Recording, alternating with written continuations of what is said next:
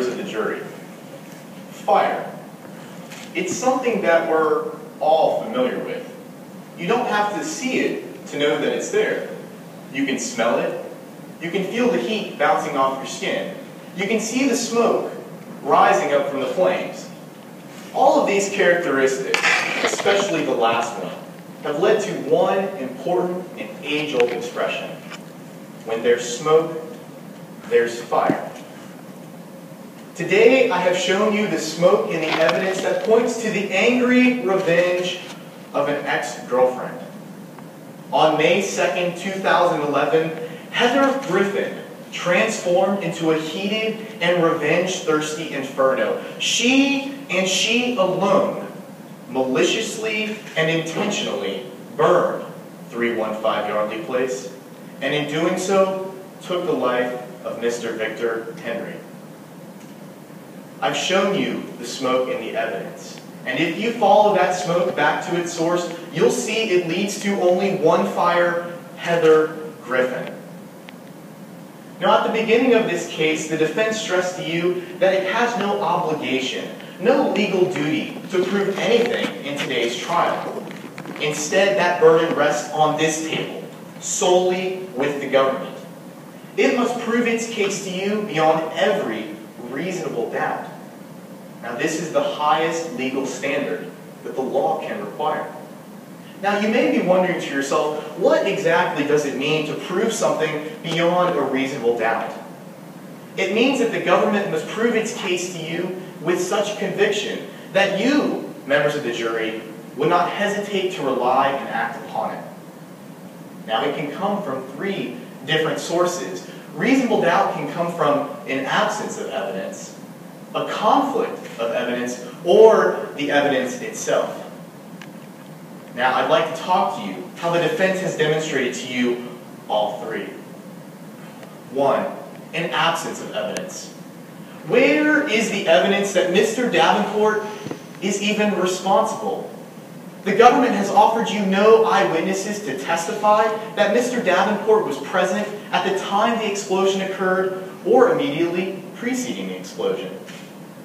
The government has offered you no forensic evidence. No evidence linking Mr. Davenport to the crime of arson. No fingerprint evidence, no DNA evidence, no scientific evidence of any kind.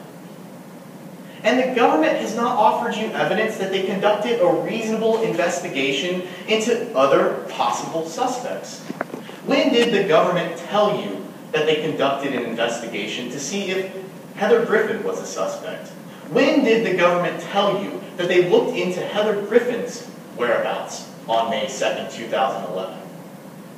That's evidence the government has not given you. And when the government doesn't give you evidence you need to render a verdict, that's reasonable doubt. Second, a conflict in the evidence. Today, the government has tried to paint a picture that Mr. Davenport is a monster, someone responsible for committing this crime. But you heard a position to the contrary. Miss Masters testified on that stand right over there and told you that Mr. Davenport was a good kid and a good employee. But she also told you about another important conflict.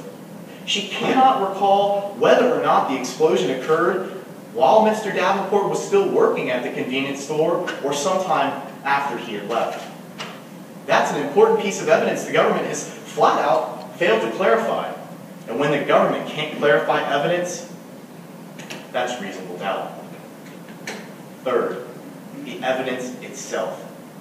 Mr. Davenport took the stand before you today and told you that when he left for work that morning, he could smell gas in the air. And he also told you how that previous weekend, he had seen the new owners moving in, unloading their belongings from the U-Haul truck in the driveway.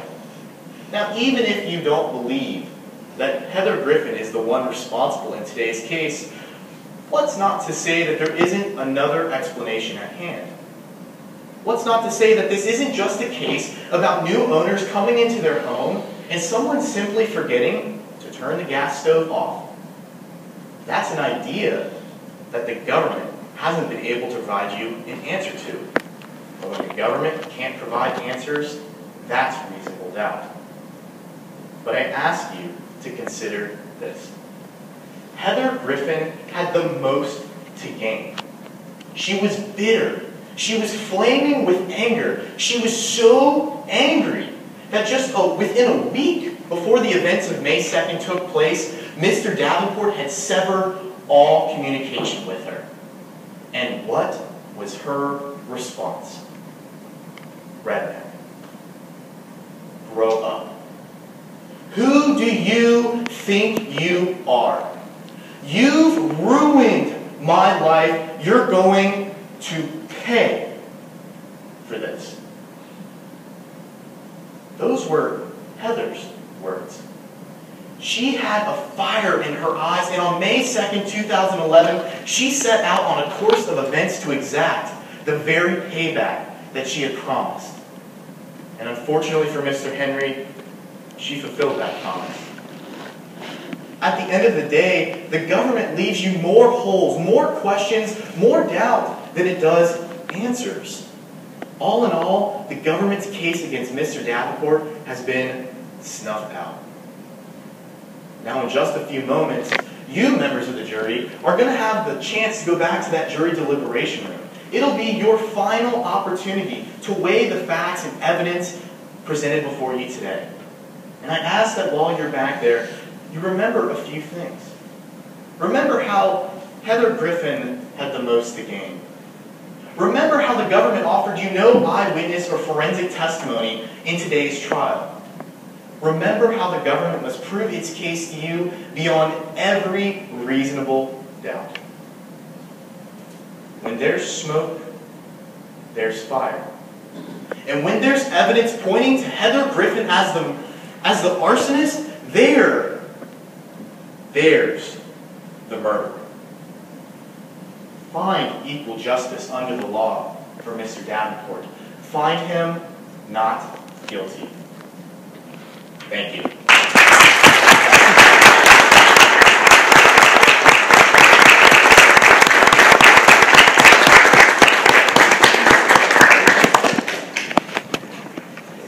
That was a wonderful closing argument. And I think you can see that a lot of people come to law school with natural talent, and these 3 years are really just filling in the holes of us not knowing the law before we come here. But the ability to present the law, I think arguably can be more important in some cases, especially when you're dealing with a jury trial where perception creates reality.